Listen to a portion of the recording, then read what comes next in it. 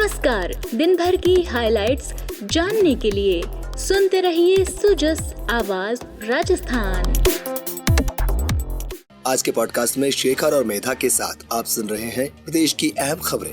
एक नजर आज की हेडलाइंस पर। मुख्य सचिव ने ली महिला एवं बाल विकास विभाग की समीक्षा बैठक। आंगनबाड़ी केंद्रों पर पेयजल, शौचालय के निर्माण और बिजली के कनेक्शन को प्राथमिकता देने के दिए निर्देश। अतिरिक्त मुख्य सचिव ने ली RMRS की समीक्षा बैठक। अस्पताल में स्वास्थ्य सेवाओं को बेहतर बनाने के दिए निर्देश। और गर्मी और हीट वेव के बचाव के लिए संभागीय आयुक्त ने ली समीक्षा बैठक। अधिकारियों को आमजन तक राहत पहुंचाने के लिए हर संभव प्रयास करने के दिए निर्देश। अब खबरें विस्तार से। उप मुख्यमंत्री डॉक्टर प्रेमचंद बैरवा ने आज नई दिल्ली के उपराष्ट्रपति एन्क्लेव में उपराष्ट्रपति जगदीप धनखड़ से शिष्टाचार भेंट की। श्री बैरवा ने जगदीप धनखड़ से मुलाकात कर उन्हें पुष्प गुच्छ भेंट किया। इसी क्रम में राज्यपाल और कुलाधिपति कलराज मिश्र ने कहा कि विद्यार्थी कृषि शिक्षा का उपयोग किसानों और कृषि अर्थव्यवस्था के जरिए देश के सुदृढ़ीकरण में करें। उन्होंने विकसित भारत 2047 के लिए युवाओं को महती भूमिका निभाने का आह्वान करते हुए कृषि में नवाचार अपनाते हुए कार्य किए जाने पर जोर दिया। उन्होंने AI के उपयोग में कृषि की वैश्विक चुनौतियों को स्वीकार करते हुए कृषि वैज्ञानिकों से जलवायु अनुरूप कृषि के विकास के लिए भी कार्य करने की आवश्यकता जताई। उन्होंने संविधान को सर्वोच्च बताते हुए अधिकारों के साथ कर्तव्यों के प्रति भी जागरूक रहने का आह्वान किया। श्री मिश्र जोधपुर स्थित कृषि विश्वविद्यालय के 5वें दीक्षांत समारोह और वहां संविधान पार्क के लोकार्पण समारोह को संबोधित कर रहे थे। उन्होंने कहा कि आज देश तेजी से विश्व की सबसे बड़ी अर्थव्यवस्था बनने की ओर अग्रसर है। कृषि क्षेत्र की इसमें बहुत महत्वपूर्ण भूमिका है। इसीलिए कृषि शिक्षा के जरिए देश के भावी विकास की योजनाओं के लिए विद्यार्थी सहभागी बने।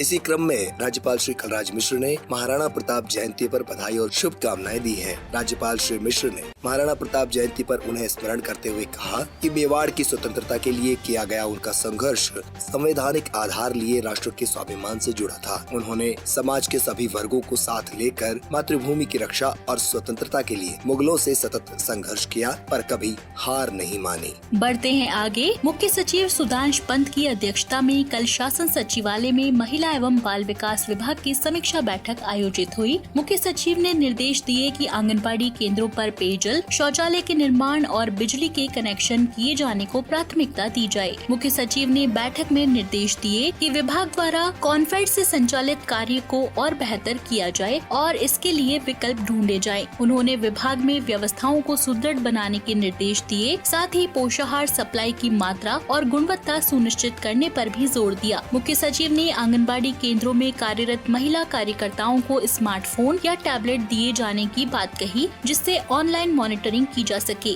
उन्होंने कहा कि दैनिक समय सारणी को ऑनलाइन किया जाए। साथ ही प्रत्येक आंगनबाड़ी केंद्र द्वारा एक व्हाट्सएप ग्रुप बनाकर बच्चों के अभिभावकों को उनमें जोड़ा जाए। आंगनबाड़ी केंद्र में आने वाले बच्चों का विस्तृत डाटा तैयार किया जाए, जिसमें स्वास्थ्य रिकॉर्ड और अभिभावकों का ब्यौरा शामिल हो। उन्होंने निर्देश दिए कि प्रधानमंत्री मातृ वंदना योजना एक बेहद ही महत्वपूर्ण योजना है। इसकी जागरूकता जन जन तक पहुंचाई जाए। वहीं PM जनमन योजना पर भी विशेष ध्यान दिया जाए और आंगनबाड़ी केंद्रों को सक्षम बनाया जाए। इस बीच चिकित्सा एवं स्वास्थ्य और चिकित्सा शिक्षा विभाग के अतिरिक्त मुख्य सचिव शुभ्रा सिंह ने कहा है कि सवाई मानसिंह अस्पताल राज्य का सबसे बड़ा अस्पताल है और देश भर में उच्च स्तरीय उपचार एवं आधुनिक स्वास्थ्य सुविधाओं के लिए जाना जाता है।